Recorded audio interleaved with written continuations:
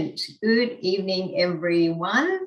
Thank you very, very much for joining us on this lovely autumn evening for a webinar on COVID and flu.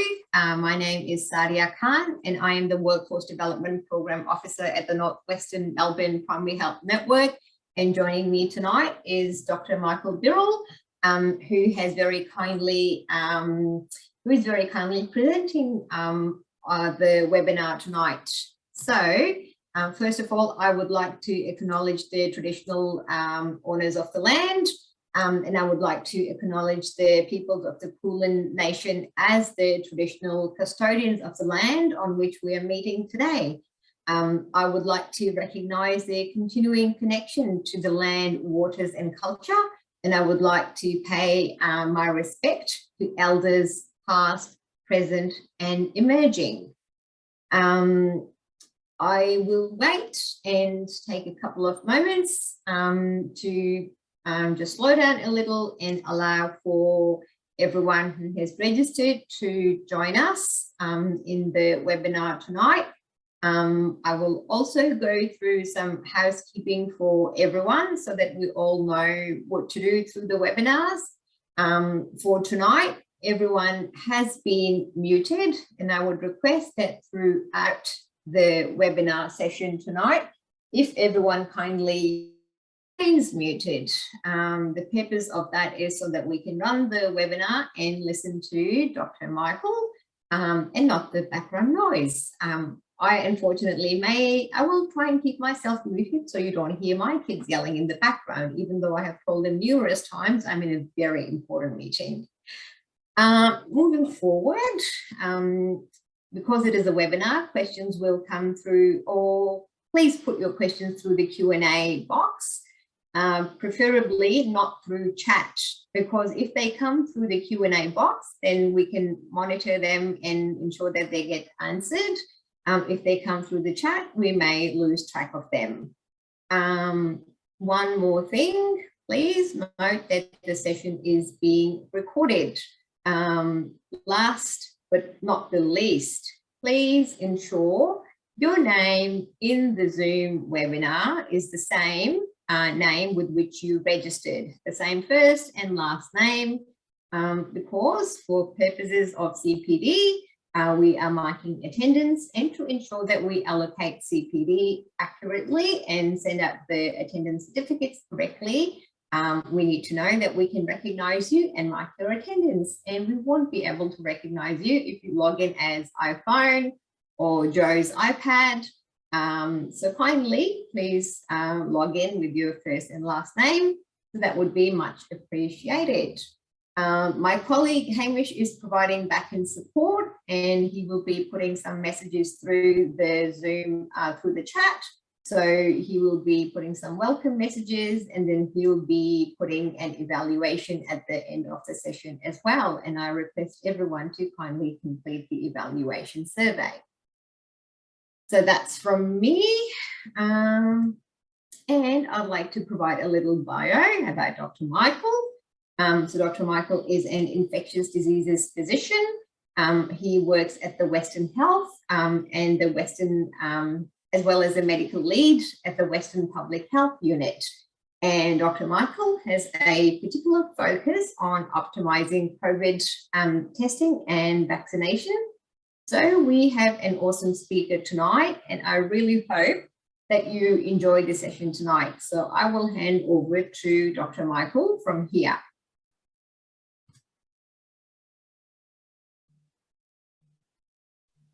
Sadia, hopefully my screen has come across.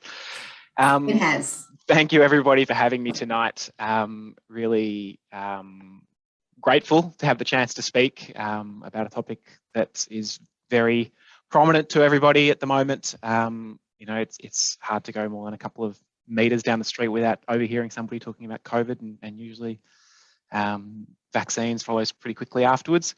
But also grateful for the chance to speak, because I'm going to put a plug for your help, which is one of the real keys as we come into winter.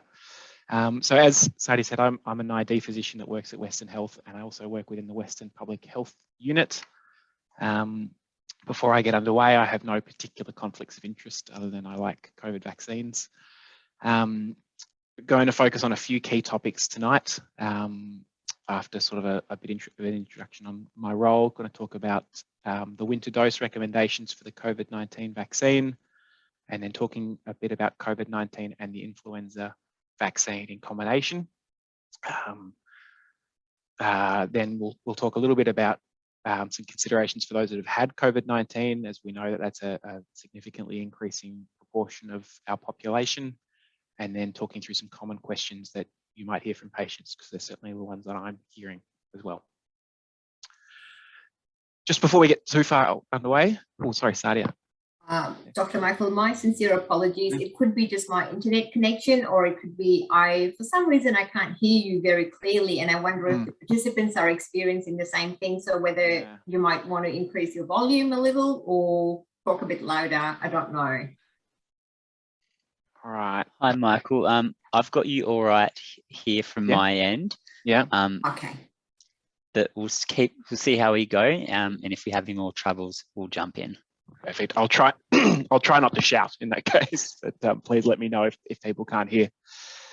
So our unit, for those who are not familiar, the Western Public Health Unit was set up during the COVID-19 second wave to provide local public health management, which was a shift from the Department of Health, what they did in the early days.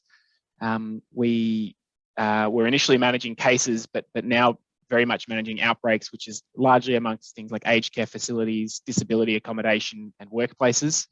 But increasingly, we're doing some proactive work in the vaccination and testing space, working with Western Health and some of the community health partners about coordinating outreach vaccination, as well as sort of analysing the data that we get to try and work out how we can ensure the uptake of vaccination is as widespread as we can make it. Now, this is our catchment of responsibility. It's not quite a perfect fit with the Northwest PHN sort of catchment, but probably most practices in the area will fall into our area. There is the Northeast Public Health Unit, which sort of takes the area to the north and east of us, but we do have this sort of large area that serves around 1 million people. Increasingly, over the last couple of months, we're finding a few more challenges, particularly with the uptake of vaccination, and these are some of the challenges I'll talk about tonight. Firstly, the messaging is getting a bit more complicated. It's not as straightforward as we used to have of just get 2 doses and you should be okay. As with everything else, people are getting fatigued of talking about COVID, and they don't want to hear us talking about vaccination. Most people have sort of made up their mind about what they want. And it's not necessarily helped by moving the goalposts. We sort of had this sort of social contract with people that once you get 2 doses of COVID vaccine, we're opening up and moving forward. But now we're talking about a 3rd dose and now starting to talk about a 4th dose. And increasingly, but unsurprisingly, we're being told people don't want to hear from the government or the Department of Health. They want to hear from people they know and trust. And that's one of the key things and key reasons I want to plug some of this information tonight, because people want to hear from their GP and their practice and people that they know, not so much from us. So yeah, hopefully tonight will help with that. So just starting to talk a bit about the winter doses, because that's sort of the most topical change. Firstly, why are we talking about having a winter dose? We know that vaccine immunity wanes, and it wanes quite quickly, even with a booster dose.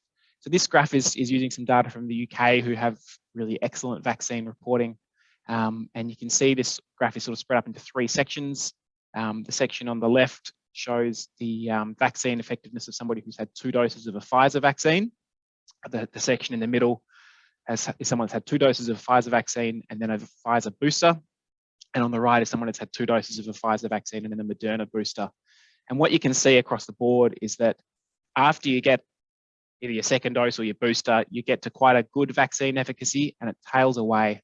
And it particularly tails away with Omicron, which is a new change compared to Delta. So Delta's in the black squares and Omicron's in the grey circles.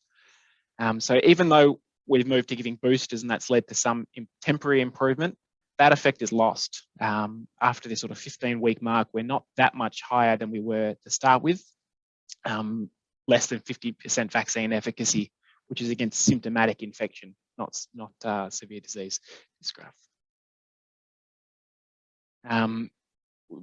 We're still finding out a little bit more about what the sort of BA2 variant of Omicron means for vaccine, but from what we've seen so far, it's pretty similar to Omicron BA1 in that we see this tailing away with time, and this is consistent across all vaccine types. Probably more importantly, we do see a drop in vaccine effectiveness versus mortality for a second dose compared to a third.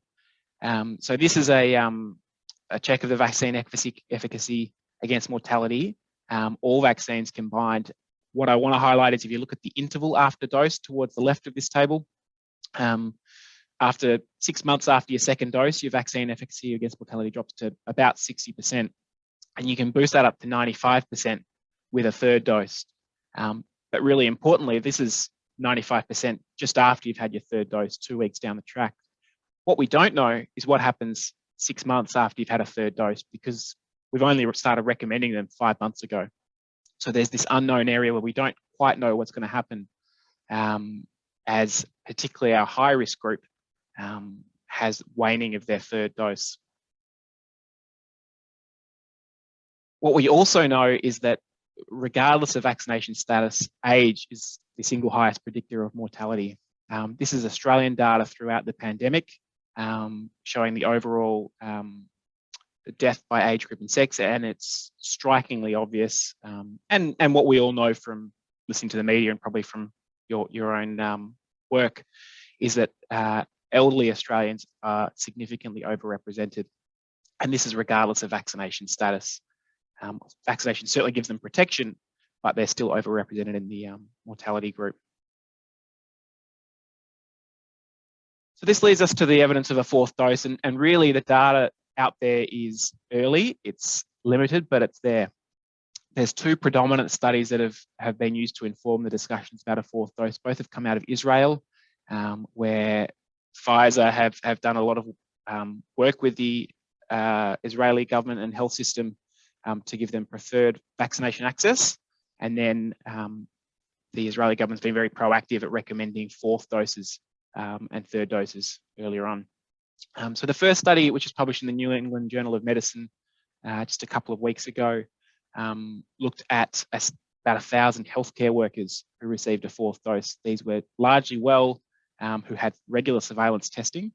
And what they found is that the fourth dose of vaccine gave them a 10-fold increase in their neutralizing activity and antibody levels against Omicron, but led to only a modest improvement in the efficacy of the vaccine. So they had a temporary improvement that stopped them getting infection, but that was lost very quickly after only a few weeks. More importantly, a different study looked at thousands of Israeli adults aged 60 to 1,000 that received a fourth dose from about Christmas time to now, so end of December till now, so largely during the period of the Omicron wave. And what they found is that those who have received a fourth dose of an mRNA vaccine, and that was a combination of both Pfizer and Moderna was used, was associated with an adjusted hazard ratio for death due to COVID of 0.22. So a really sharp reduction in their likelihood of dying by having this fourth dose. And that was compared to people that had received a single booster. Important to note that the overall rate of death was low in both groups, those that had either 1 or 2 doses, but a really significant change. This is the figure that they've included in this paper that shows the group that's had 1 booster dose in the red and the group that's had the second booster dose in the blue. And you can see this clear separation of the curves. Really important to pay attention to the y-axis here. We're talking about very, very low numbers. You know, a rate of 0.00075 or odds of that in the first booster group and less again in the second group. So if you work it out, the number needed to treat to prevent death is about 1,400. So that is, you know, a decent number of vaccinations, but when you're talking about millions of vulnerable Australians that could have a fourth dose, that number adds up quite quickly. This study hasn't reported on the odds of hospitalisation, but it's likely to be a pronounced effect there as well. So really these studies, plus the timing of coming into winter, which we'll talk about shortly, has led to ATAGI making the recommendation for a winter dose of the COVID-19 vaccine. They've recommended only in those that are at higher risk of severe outcomes from COVID-19, which are sort of fairly common sense groups: the people aged 65 years of older, residents of some vulnerable settings such as aged care or disability care, those who are severely immunocompromised, aged 16 years or older, and Aboriginal and Torres Strait Islander people aged 50 years of older. And they've made the recommendation that this winter booster should be given 4 months after the previous booster dose or previous COVID-19 infection, whichever is the most recent. So it's not as straightforward as we had with a third dose rollout, where it was a set time from their second dose. This recommendation does need to take into account whether somebody's had COVID and when they've had it. So this leads me to sort of talk about the winter booster and influenza vaccine, because they are sort of groups that have a significant amount of overlap. Just to take a step back, there are some really significant challenges we're expecting during this winter 2022 flu season. We know COVID's still going, still around. We're having increasing case numbers over the last couple of weeks and expecting another wave that's going to peak probably late in the month. And we know that there's a possibility of a new variant coming afterwards. Just in recent days, there's evidence of a BA.5 variant in South Africa that's growing in number. There's some concerns about so-called Deltacron or an XE variant that has elements of both Delta and Omicron. And we don't know how they're going to spread and what degree of protection we have from current infection and vaccines. We're expecting a really significant flu season as well, in part because we've had no flu over the last 2 years due to the success of the hotel quarantine program, which means that there's this huge proportion of influenza naive kids, as well as adults that haven't had sort of exposure to flu in the last couple of years. We don't quite know what that means because we haven't had no flu for ever, really. So it's a real change. The COVID pandemic and all the associated public health measures have also had a really significant effect on the distribution of flu variants around the world. So there are some variants that have actually died out, other variants that have become more common. So when the powers that be were deciding which variants to use for the flu vaccine, it's a little bit less educated than it has been in previous years. So we don't quite know how well the flu vaccine is going to work. So when I say less educated, it's just they can't use the same rules that they've used in the past. So the flu vaccine itself may be less effective, maybe more effective. We don't know, but it certainly is a big unknown. What we're also sort of bracing ourselves for is that there might be a change in who wants the flu vaccine. There's certainly going to be some people that want it but never had it before because they have seen the effects of a pandemic. They may have had COVID, or they may be worried, perhaps a bit more alert to the effects of a respiratory illness. But there may also be a significant group who usually get the flu vaccine but don't want it because they're sick of being told which vaccines to get, or because they think it's, they've had COVID and it was mild, so flu would probably be mild, things like that. So there's a real unknown as to who's going to get the flu vaccine and how the flu season is going to differ. And we know there are other factors that are going to affect this winter. The COVID-19 restrictions are easing, and there's a shift in how people respond to respiratory illness.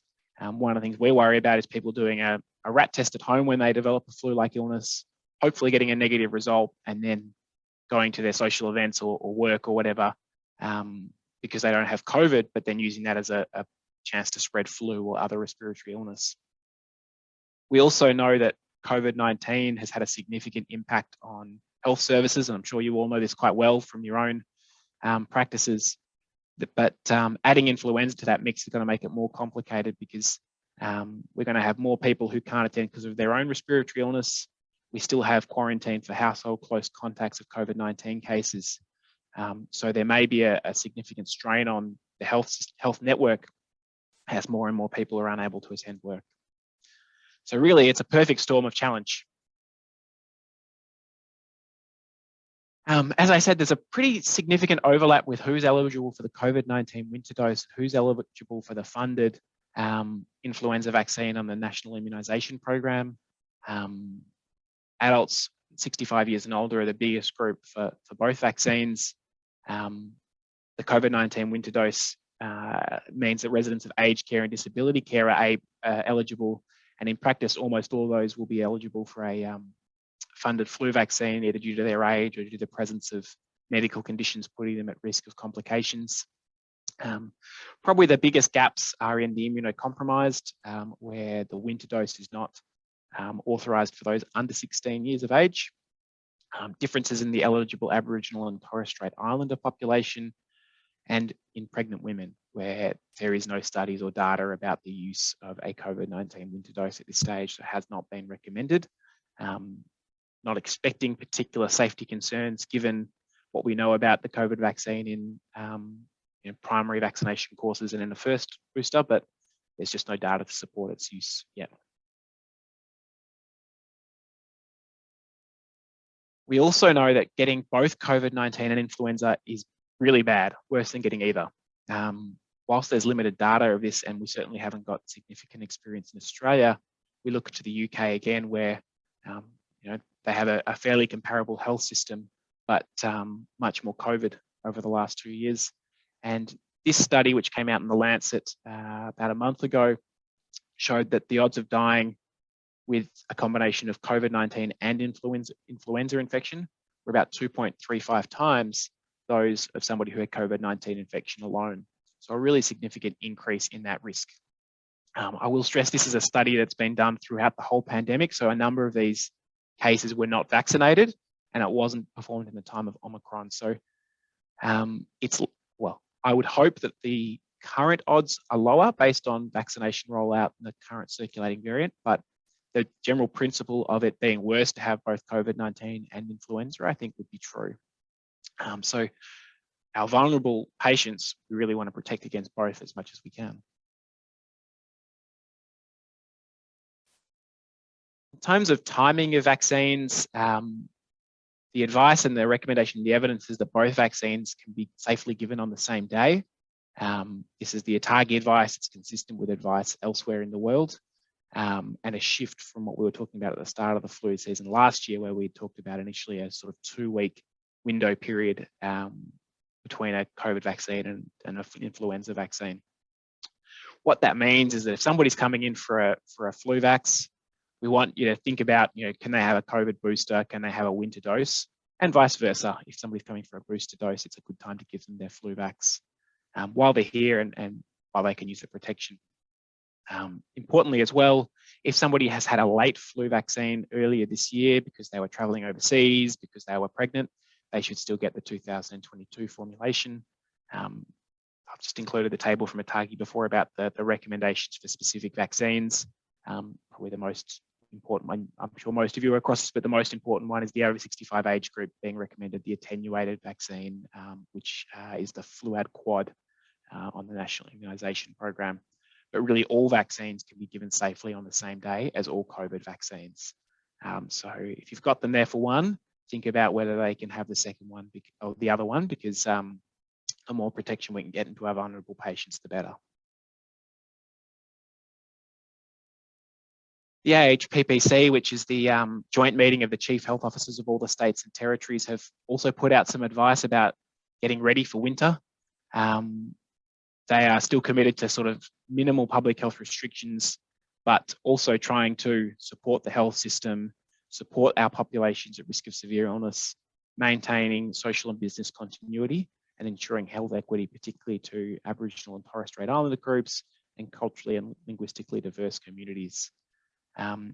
Doing this through a combination of preparedness, advocacy for vaccination, ensuring residential support has access to sufficient PPE and staffing support. Importantly as well, the AHPPC has made a particular mention of the need to strongly promote the influenza vaccine for the 6-month to 5-year age group, given 2 years of minimal influenza transmission. Certainly I've got 2 young kids who haven't had much in the way of colds and respiratory illness for the last couple of years, which has been fantastic.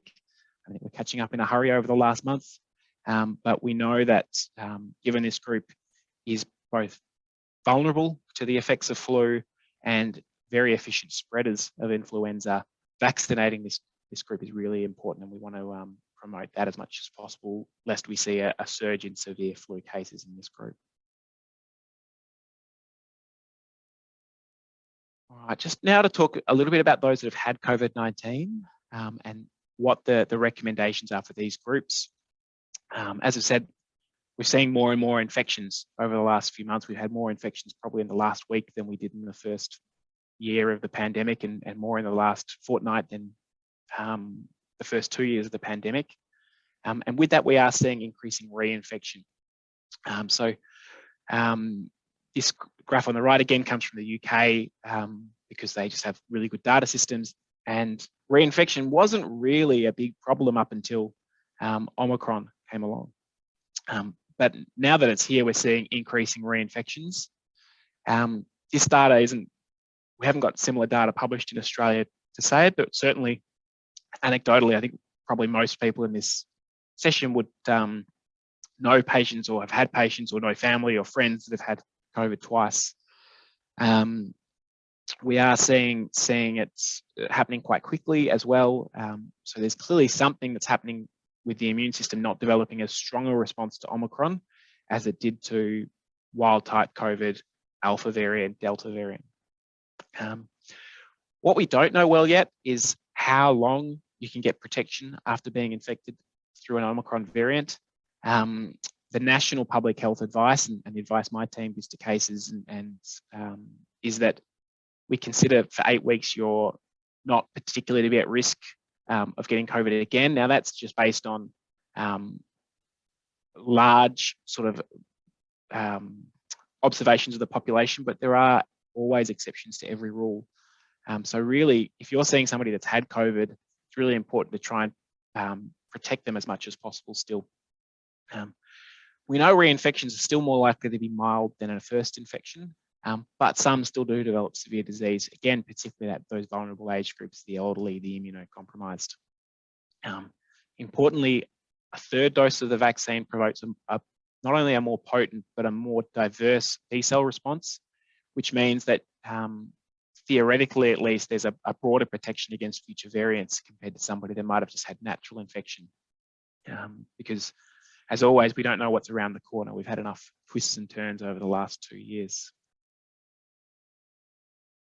In terms of when to have the third dose, the current recommendation for people aged 16 years or older remains 3 months after their second dose. In terms of people that have had COVID-19, it's as soon as they're better and out of isolation is the official line. So we want people to be better. We want them to have recovered, but then they are eligible and certainly encouraged by our team to get that third dose while they can. Importantly, there's no upper time interval. There's no time it's too late to get a third dose. It's better late than never.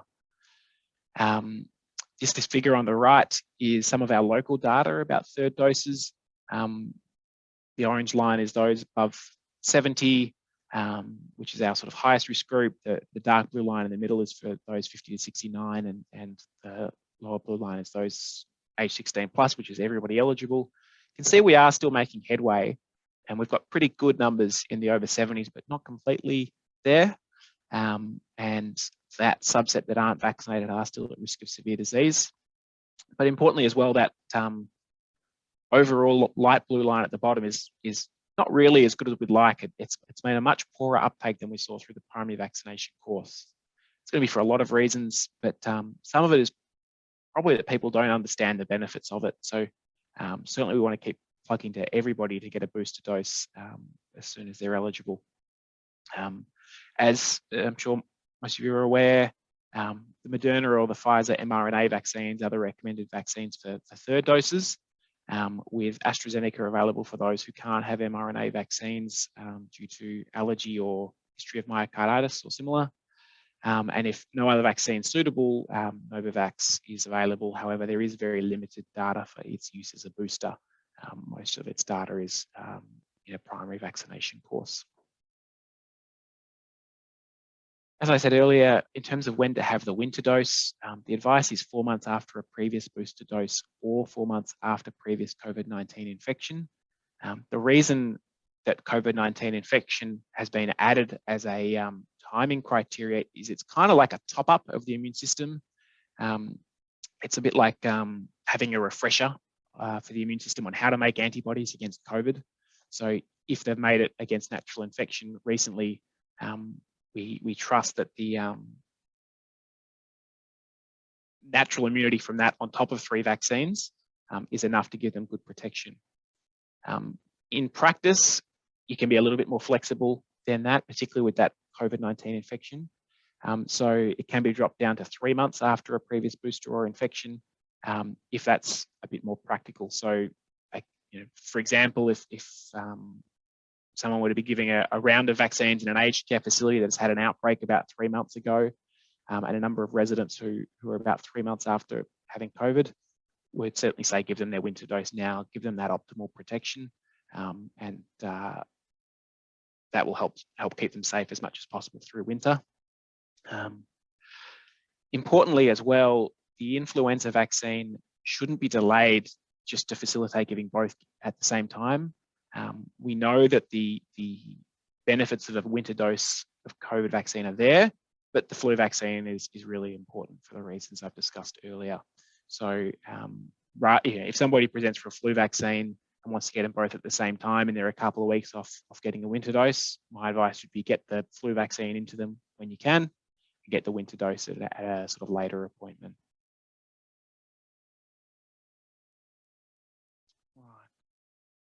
I also just want to talk to a couple of common patient questions. These are not going to be specific to winter doses, but some vaccination questions in general. So the biggest one we've heard since the winter dose recommendation has come up is, am I going to have to keep getting a COVID-19 booster every 6 months? I think it's really important to say we don't know. No one was planning on a winter dose. This is a recent development based on this data out of Israel and the experience of seeing still significant hospitalizations and mortality in the vulnerable population, particularly the elderly. So we don't know how long the COVID-19 boosters are going to keep being given. I think the biggest limitation of our current vaccines is they don't have a long-term effect, and that's been enhanced by Omicron. Previously with even Delta, we had long-term protection against symptomatic disease that has been lost somewhat now. Important to remember that the vaccines we're using now, which are synonymous with big drug companies now, is we talk about Pfizer rather than the vaccine community, is that these vaccines are unlikely to be the same vaccines we're using long-term. Just this table on the right is a bit of an indication of some of the vaccine studies going on at the moment. And we know that there are going to be more vaccines that become available, and really a number of these candidates are trying to target more enduring or long-term protection. So hopefully we'll be able to get out of this cycle of frequent boosters. There are ongoing recommendations that we'll take in the data and what's happening at the time. That's why it's really hard to predict what's going to happen. My personal view is that it may become a bit like influenza, where we see a yearly booster given, but it is really hard to predict. And so I think if you're getting this question from your patients, it's important to be honest and say, look, we haven't had this happen in our lifetime and we just don't know. But what we can do is keep you as safe as we can at the moment.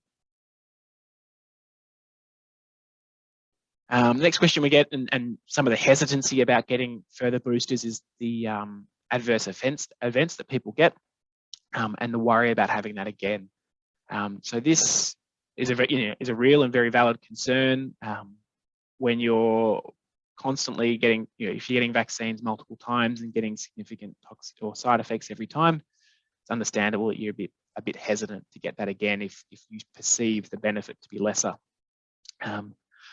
We don't have any data on 4th doses yet. It hasn't been reported in the published studies, but look, realistically, we'd expect a similar response to a 3rd booster, that side effects will be common.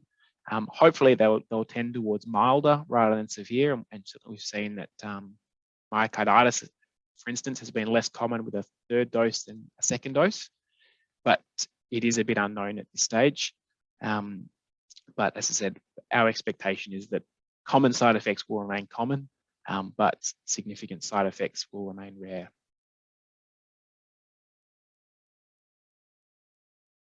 In terms of what vaccine should I get for my winter booster, again, there's very limited data. The study I referenced used both Pfizer and Moderna vaccines, and there was no obvious difference in the effect between the two. For anyone that's read the paper, there is a slightly higher vaccine efficacy quoted for the Pfizer vaccine than the Moderna vaccine. However, the confidence intervals closely overlapped. They weren't directly compared to each other. So I think really we can't take either as better than the other at this stage. So what I would say if I had a patient ask me is that whichever one you can get or whichever one is available is sufficient at this stage, and probably it's more important to get a mRNA vaccine than no vaccine. There is no data available for the use of AstraZeneca or Novavax in as a sort of winter booster or fourth dose. However, the recommendations from ATACI are consistent with what we've said for a third dose, so that if an mRNA vaccine is contraindicated, to use AstraZeneca, and if no other vaccine is suitable, to consider Novavax.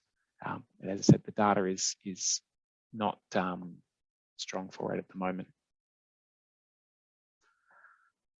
Touching on kids quickly, we know that the vaccine uptake in children has been significantly slower than it has been in adults, and there's a lot of very valid reasons for that. One of the concerns from parents that we've seen in sort of surveys and anecdotal reports is that the strong messaging that COVID-19 is generally mild in kids, coupled with the unknown long-term effects of a COVID-19 vaccine, which we don't think will be anything but certainly important as a consideration to parents, means that the vaccine uptake has been lower. I think it's just really important if you're asked these questions to consider, I guess, or at least bring up a few other important considerations. That yes, the rate of severe COVID-19 infection is low, but we do have I guess, an ongoing concern about pediatric multi-system inflammatory syndrome, or PMIS, which is a significant complication of COVID-19 infection in children. And we have had, significant numbers of children hospitalized for this condition in both Melbourne and around the world. And there are the unknown effects of long COVID. And I think the longer we go into this pandemic, the more and more we're trying to build to understand long COVID and the impact that's going to have on people that have had COVID. Reassuringly, the data seems to be that it's less common in children than adults, but we know that it is still an entity that's there, and vaccination can help to minimize it, both by avoiding getting COVID for some lucky kids that are vaccinated, or at least having a milder, shorter illness. And then there are the indirect benefits of COVID vaccination, that you're less likely to miss school, less likely to transmit it to vulnerable family members. So these are important things for parents to consider. We also know that the rate of adverse events in children is lower. This is the data from Pfizer, which shows that significantly lower adverse event rate than in adults. I think Pfizer were very conservative when choosing the dosage of their pediatric vaccines, and they are not seeing as much adverse effects. That does have an impact perhaps on vaccine efficacy, and their under 5s vaccine has not shown as much efficacy as perhaps they would have hoped, and a lot of us would have hoped. Parents have strongly signalled that the only reason they want to vaccinate their kids is because they think it's the best thing for their kids. It's a bit different to what we were seeing with adults last year, where people were being vaccinated for the good of society and for the good of others to try and prevent transmission. Parents are understandably and appropriately more focused on their own kids. And so if you're in a consult with a parent asking about COVID vaccine, I think, obviously my advice is still to recommend it, but it is important to balance up the pros and the cons, and it is understandable. It's a different risk assessment compared to in adults. Parents have also said to us that they don't care what the Department of Health or the government says largely. They want to hear it from somebody they know and trust. So again, that's my plug for yourselves. Everyone listening to in those consults, make sure that you try and, I guess, put across the key messages on what the benefits are and allow the parents to make informed choices. Because they don't want to hear from me, and that's fine. Finally, am I eligible for COVID-19 antiviral treatments? So this is a really important topic that is going to become more prominent as there's more supply available. I'm sure some listening will have had experience either with patients that they've prescribed antivirals for themselves, or maybe has been prescribed by one of the health services through COVID positive pathways. And there is an increasing availability of these antivirals. Really good news that came out over the weekend is that Paxlovid, which is the sort of oral antiviral nirmatrelvir and ritonavir, is going to come to the PBS on the 1st of May, which is really exciting. And Lagevrio or molnupiravir is already available on the PBS.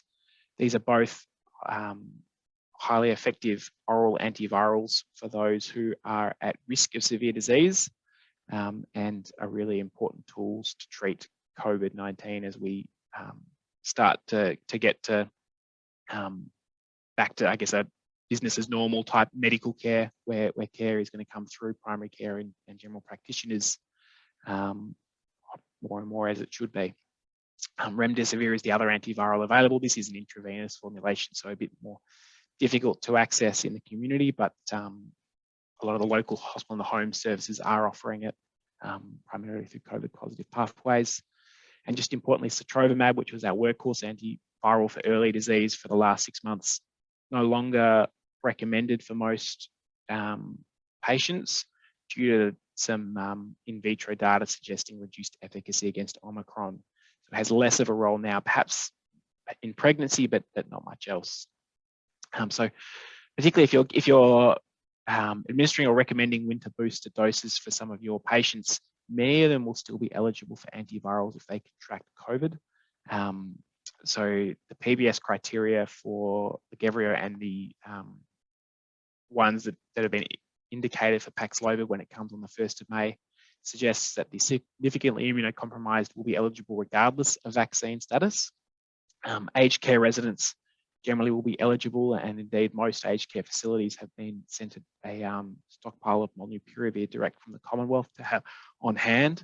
And I'm sure people listening have been asked to prescribe that for some patients in aged care facilities. And those aged 65 plus with high risk comorbidities will still be eligible if there is sufficient supply of these drugs around.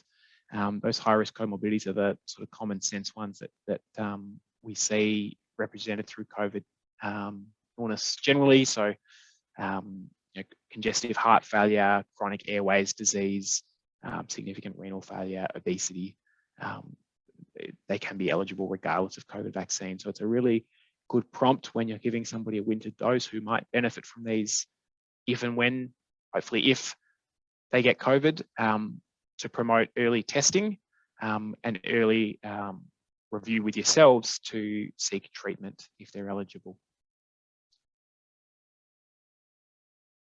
Just a little plug now for the health pathways. So health pathways do have some great resources available for a lot of the topics we've discussed tonight, particularly winter doses and flu vaccine coming into winter. So certainly encourage you to have a look through them at a time that you can. For those not familiar, these are pathways written by GP clinical editors with GP input, specialist input, and subject matter experts. There's that go, and it leads to patient receiving the right care at the right time at the right place. I think I got that in the wrong order, but key things. So there are a number of pathways available to have a look at, including about COVID-19, vaccination, and influenza. And so just a little snapshot. These are some summaries of links to key documents, many of which are documents I've referenced in this talk, and can certainly recommend this Hey Eva service, which is where a patient can text a number and it will ask them their preferred language and time of contact, and it can then help put somebody in contact with them to book a COVID vaccine. Yep, and yeah, it goes into sort of who's eligible for flu vaccines as well. So for those who haven't got access, that's the email address there, and I'm sure Sadia will send around some information later on that will probably include this. But just to wrap up my side of the talk, if I haven't said it enough, this is a strong view of mine and our teams here, is that we really need you and your teams and your clinics to promote vaccination, to give vaccination. I think the mass vaccination hubs have had their day. They are still around, but the incremental benefit of vaccines at the moment is largely about people getting advice from people they know and trust, which is largely yourselves. A real important role in when you're talking to somebody about the flu vaccine, to consider whether they need a winter booster dose and vice versa. There is significant overlap in those who would benefit from each vaccine. So really many of your patients should be coming out with 2 jabs if they're eligible for them. There is still a need to promote a 3rd dose of the COVID vaccine. We do have a significant proportion of vulnerable people who are yet to receive it, and partly that's a messaging problem, and really we want to try and promote that as much as possible. So if you're seeing somebody for another condition or cause, please think about it. The 3rd dose has got really good evidence for its value. And then finally, we don't know what variants are around the corner. Vaccination is still our best chance to keep people safe, particularly as we sort of ease in our restrictions. So even if somebody has had Omicron, we want to make sure they get a vaccine again, because we've seen people get sort of Omicron BA1 and then BA2, and if we see other sort of variants or subvariants circulating, they can get it again. So really important to promote vaccination as a preparedness and readiness strategy. I've got some sources that happy to share. If anybody has any questions, they're all freely available on the web.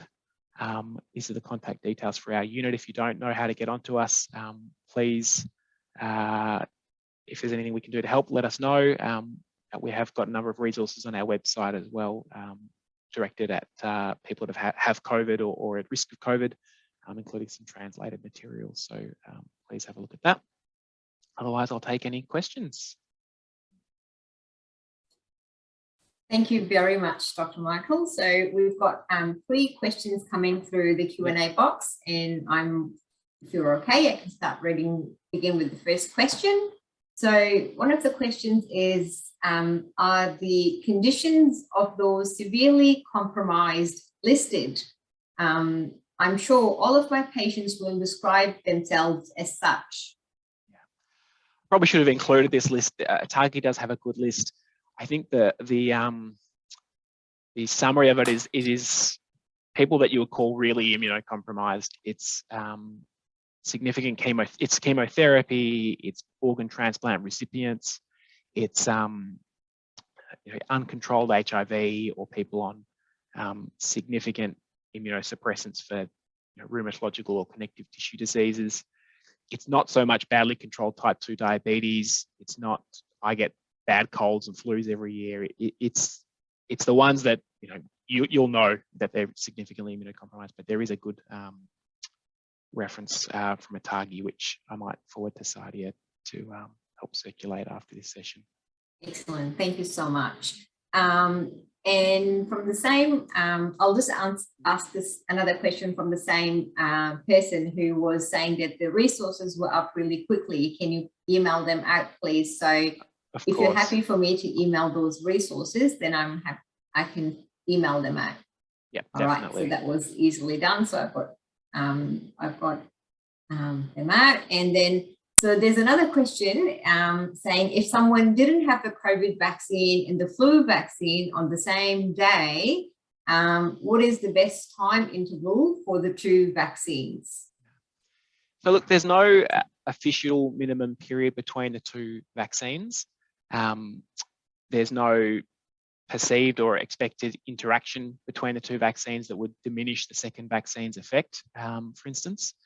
In a practical sense, there have been some jurisdictions that have suggested giving a few days, a week, just so that any toxicity from the first vaccine has or side effects has recovered before giving the second vaccine, but there's no need to do that. So really, if you've got somebody in front of you that's had a COVID vaccine in say a mass vax hub or hospital the day before and they want to get the flu vaccine, absolutely no reason not to. They can get it and should have it. In a slightly different spot, I guess, would be the only advice I'd say, is maybe using their other arm. Excellent. Thank you very much. So the next question is, if a patient has had confirmed COVID recently, for example, in the past 1 to 2 months, and has recovered and now has a new onset symptoms, is it helpful to repeat their COVID PCR, or will this still be positive from the initial illness? It's a really good question. It's a really hard one. Generally, well, our official advice that's come from the AHPPC, the sort of National Chief Health Officers meeting, is we shouldn't retest somebody within 8 weeks of their illness, because there is a significant chance that their COVID PCR will still be positive, and they're not considered to be at risk. In practice, we know that there are some people that probably have had reinfection in that time, but in general, we don't retest them. Our advice is generally to stay at home when they've got symptoms, and to consider testing if it would change things. So say they're an immunocompromised person who would be eligible for treatment, then that might be someone that you'd test just to get them access to treatment if they're there. It is important to note as well that symptoms suggestive of COVID could easily be attributable to another respiratory illness at the moment, not just flu, but we are seeing increasing circulating RSV and rhinovirus and adenovirus and all our old favourites that have come back as we're starting to interact more closely and come towards autumn and winter. Thank you very much for that. And then there's another question saying, are there any COVID with influenza vaccine candidates in the pipeline? If so, when are we likely to get them? Not that I know of. It would be a really great thing, and if somebody can do it, it would make them, I'm sure, a lot of money and a lot of people very, very happy. But no, not aware of any combined vaccines available, unfortunately. And last but not the least, the question about Tamiflu. If a patient has symptoms that are likely to COVID or influenza and might benefit from Tamiflu, if it is influenza, would you prescribe it or wait for a swab result? Really good question as well. And I think this will be a common occurrence. We're going to have lots of people with respiratory illness and vulnerable people that could benefit from treatment for either, depending on the results. I think in this setting, this is a time I'd really utilize a rapid antigen test. We know whilst they're not quite as accurate, they can really give a good quick risk assessment for COVID. So if this person had a negative rapid antigen test, perhaps you're doing a formal PCR because you're worried about it. I'd then say, look, if this is somebody you would have given Tamiflu to 2 or 3 years ago, to do that same, and perhaps say, look, start the Tamiflu. Let's see what the flu result is. If it's negative, you can stop it. But I'd come back to using a rapid antigen test for a quick risk assessment, and then if that's negative, using it pending the PCR result. Excellent. Thank you very much for that. We have another 5 minutes to go before the end of the session. And if there's any last minute questions, now is the time to pop them in the Q&A box and have them answered.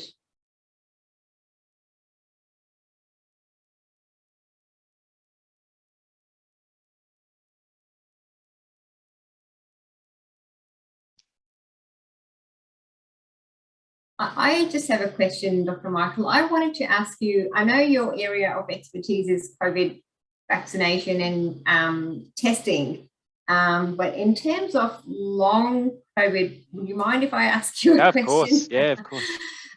So is there a group, a cohort of patients who are more likely to get long COVID than others who are not? Probably the only one we can say with some certainty at this stage is the unvaccinated. There is data that vaccination can still prevent against long COVID. There is certainly some vaccinated people getting it, but it seems to be at a lower rate than the unvaccinated. Past that, it's a bit unclear. Some of the symptoms of long COVID are general enough that it can be hard to identify what's long COVID or what could be attributable to another medical condition or other things. So for that reason, it's often a bit more obvious in younger people who are otherwise well compared to the elderly who might have another number of other chronic conditions where, you know, they have aches and pains anyway, or they have had changes in their cognition anyway, fatigue. So it's always a bit more obvious in the younger people, but I don't think there's great data to say that they're necessarily more at risk of it. But we are definitely over the next years going to see the effects of it. And I think it will also play into our understanding of other viral infections. You know, given there's no other comments, or just to say that there has been, you know, studies recently that have shown things like multiple sclerosis can be triggered by Epstein-Barr virus infection. And I think there is more out there that are sort of post-viral syndromes that we've either underappreciated or people haven't sort of come forward and just haven't been able to find a cause. So yeah, I think one of the learnings from the pandemic is that viruses are not always just acute infections. They can cause a raft of complications for some time. Yes, absolutely. And from my understanding, of course, the treatment and recovery from long COVID is it's a long way to recovery and long, you know, and it's still an area which needs a lot of research, and so there's a fair way to go. Absolutely. We've seen some amazing developments in the last 2 years in terms of widespread vaccination and now antivirals. And I think long COVID is the next area that we need to sort of put some of those resources. I think there's still some open questions about vaccination that need fixing, but yeah, I'm sure there's a lot of research going on into long COVID, looking for treatments and preventative strategies and the like. Yeah, absolutely. Because I have some friends who while they don't have long COVID or have contracted long COVID, their recovery from COVID was very slow and prolonged. And at one point in time, they were extremely concerned about whether they had contracted long COVID. Fortunately not, but yes, that was a big concern. But fortunately, they were vaccinated and they did recover. But yes, it is quite concerning, and it is a very, it is an area that is emerging, and lots of research needs to be done, and there's a lot to still learn. So, yeah, absolutely. Excellent. We've got 1 more minute left. Any last minute questions from anyone? No? So that's all we have time for tonight. Once again, thank you very much, Dr. Michael, for a fantastic webinar on COVID-19 and flu. Time, everyone, and for joining the Northwest Melbourne Primary Health Network in the webinar. Once the webinar is recorded, we will send it out to everyone who registered, and I will send the resources in an email tomorrow to everyone who's registered as well. Thank you so much for your time, and have an awesome night tonight. Bye. See you later. Cheers. Thank you.